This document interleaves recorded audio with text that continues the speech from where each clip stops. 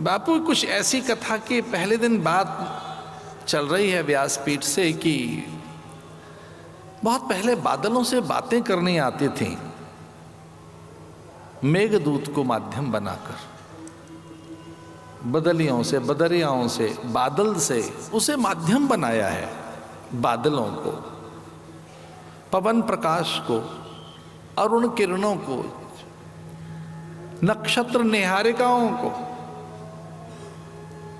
वेद तो ये देखिए आए है ग्रीवादी से हैं, जो ये कहें कि कथा कहाँ से आई है, तो निवेदन करना चाहूंगा कथा पंछी परिंदों से आई है, हाइग्रीव से। शुक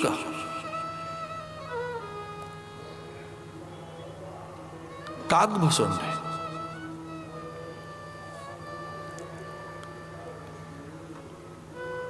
बहुत बाद में जब बादलों से बात करना भूल गया व्यक्ति, पंछी परिंदों से, वनस्पतियों से वो बहुत प्राकृतिक नहीं रहा, तब कहीं डाकिया आया है। अन्यथा तो शास्त्र ही और उसके ऋषि ही जिस मार्ग से चल रहा हो उस मार्ग में ये बात होनी चाहिए, वो वेद विहित हो, शास्त्र सम्मत हो,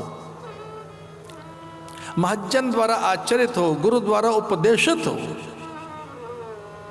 गुरु का अनुशासन बड़ा अनुशासन। संयोग से जिस तत्व पर जहां हम बैठे हैं यहां गुरु सत्ता ही प्रमुख है। सर्वाधिक जल यहां संगम में जिसका है, संयोग से वो गंगा नहीं है, वो यमुना है।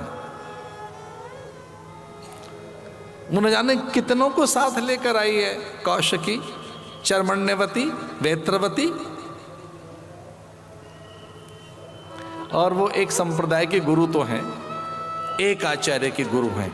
और अगर वो एक आचार्य बल्लभ के गुरु हैं तो सच मानी हम सब आचार्यों के वो गुरु हैं। यमुना रानी, यमुना यमदूतन टारत हैं, वो भवभंजिका है।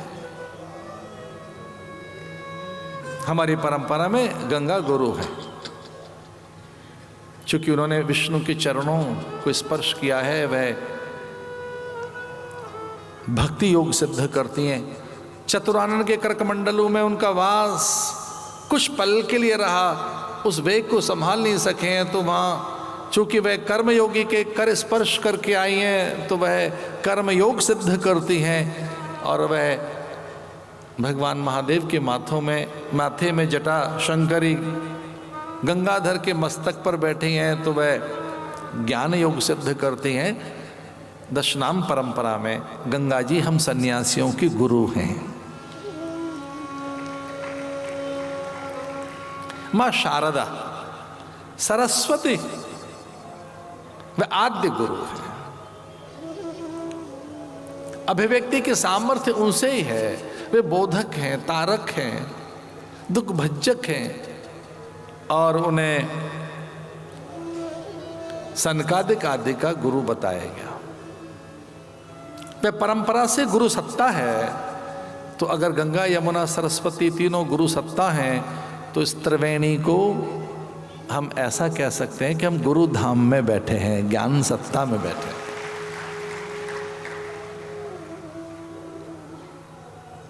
गुरु द्वारा उपदेशित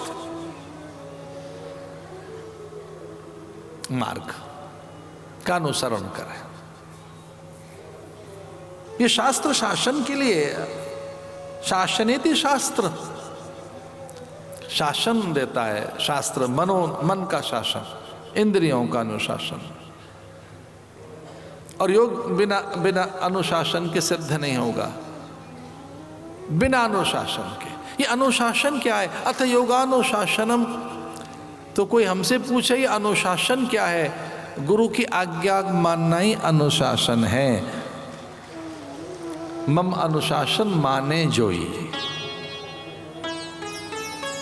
गुरु की आज्ञा ही अनुशासन है। आड़ाए मम धम्मम, ये प्राकृत भाषा मुझे याद आई।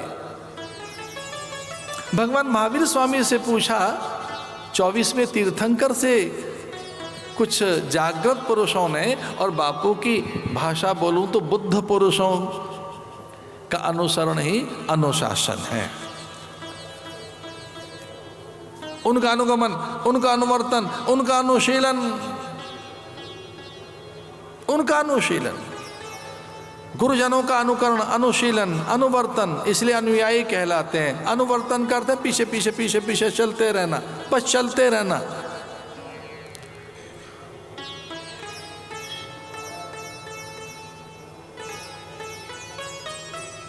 और किंकर भाव से,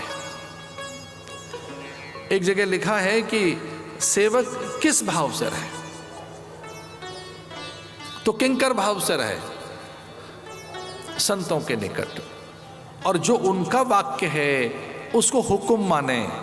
सद्भाग्य से पंजाब के निहंग जितने हैं उनके परम गुरु और उस निहंग जत्था दल के श्रेष्ठ गुरु और निहंगों के साथ यहाँ आज हमारे बीच में हैं।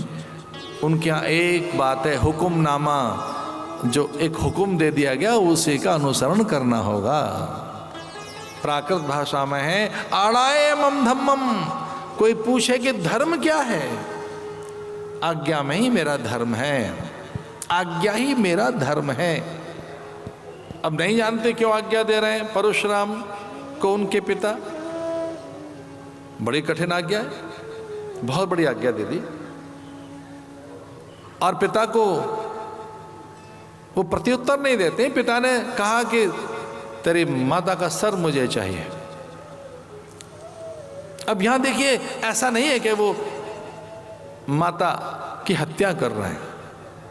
अब वो चूंकि एक आज्ञा है और वो जानते हैं कि पिता की इस आज्ञा में मेरा अमंगल नहीं होगा, अनिष्ट नहीं होगा, मेरा सर्वथा कल्याण है, और पिता अगर मुझे ऐसी आज्ञा दे रहे हैं तो इसका अर्थ है कोई धर्म है और इसी में मेरा तारण है, अथवा माता का भी इसी में कल्याण निहित है, क्योंकि पिता कोई अन्य आज्ञा दे ही नहीं सकता। परशुराम ने आज्ञा का पालन किया। वो एक अलग बात है कि माता उनकी फिर से जीवित हो गई। हाँ, चूंकि गुरु आज्ञा का पालन करना है, और पार्वती चूंकि मां है और माता पहली गुरु है और उसने अन्य गुरु देखा नहीं है कोई, ऐसे महादेव के आगमन, अनायास आगमन की आहट पाकर चौंक कर बैठ गए गजानन गणपति, और गणेश कहने लगे कि मां की आज्ञा है, मैं प्रवेश नहीं होने दूंगा। महादेव रुष्ट हो गए।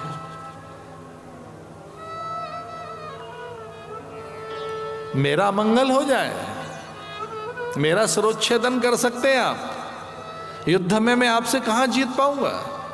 आप महादेव हैं, पितृसत्ता से कभी कोई नहीं जीत पाया, लेकिन मां का आदेश है, गुरु का आदेश है। कितनी कठिन प्रतिज्ञा। और फिर युद्ध हुआ, आदेश का पालन, आड़ाए मम धम्मम। तो आप तो महापुरुष जो हैं, जो आप्तकाम में अथवा पूर्ण काम निष्काम जो सत्पुरुष हैं, ऐसे साधु पुरुषों की आज्ञा का पालन भी धर्म है। और उन्हीं के श्री मुख से ये कथा, फिर धर्म क्या है ये जानना बड़ा कठिन होता है।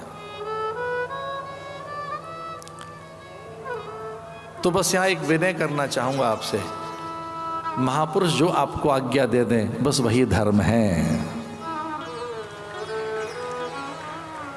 जो वो आपको आज्ञा देते हैं। उनकी जो आज्ञा है उसका अनुसरण, उसका अनुगमन ही धर्म है।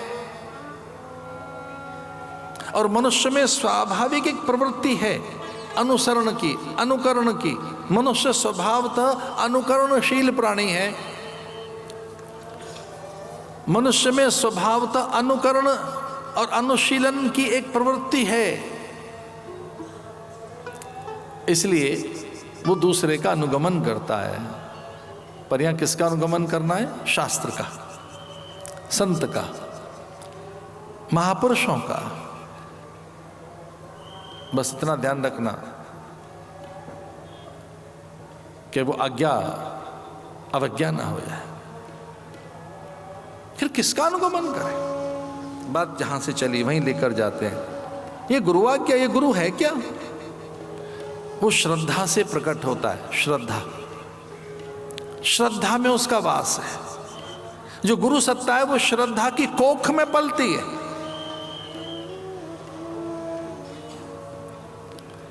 श्रद्धा की कोख में गुरु सत्ता पलती है। जो पवित्रता है, जो परम सत्ता को उघाड़ने की क्षमता, वो सामर्थ्य श्रद्धा की कोख में पलती है। याभ्याम बिना न पश्यन्ति आदि, अथवा श्रद्धावान लभते ज्ञानम आदि। श्रद्धा, और ध्यान रहे श्रद्धा को परिभाषित करते हुए शास्त्र कहता है का श्रद्धा, का श्रद्धा, श्रद्धा किम। अगर श्रद्धा से कपाट खुलेंगे, श्रद्धा से तो पत्थर के ओठ बुदबुदाने लगे, आचार्य द्रोण की प्रतिमा प्रकट हो गई अथवा वो साकार हो गई। ये श्रद्धा है क्या? जो पहली सीढ़ी है, श्रद्धा, समाधि, प्रज्ञा, वीर्य, स्मृति आदि, ये चीजें चाहिए साधन में।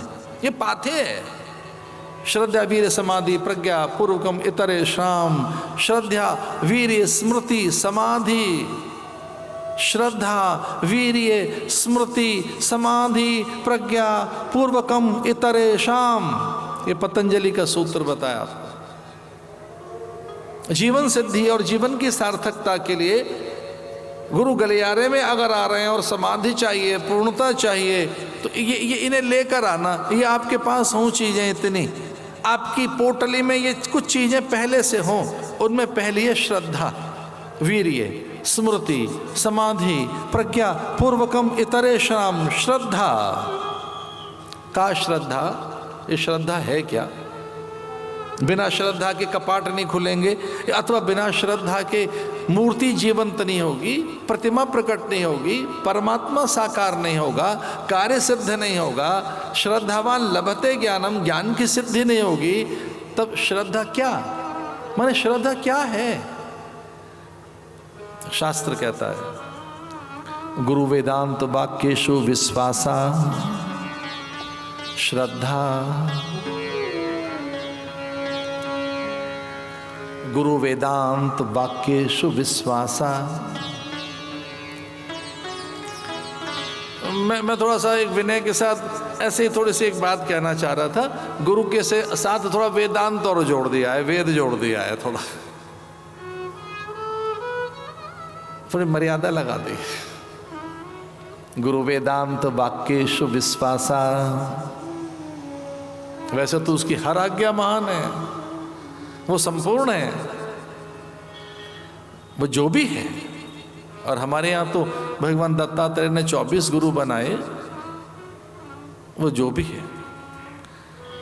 गुरु वेदांत वाक्येषु विश्वासा अथवा गुरु वाक्येषु विश्वासा।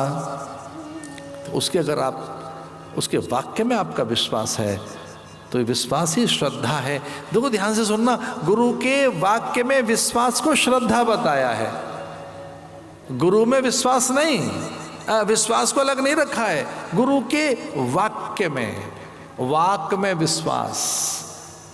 इसलिए हम तो गुरुद्वारों में बहुत बार गए और वहाँ वाक निकलता है, और जो वाक निकलता है वो गुरु का वाक्य है और वही विधान है।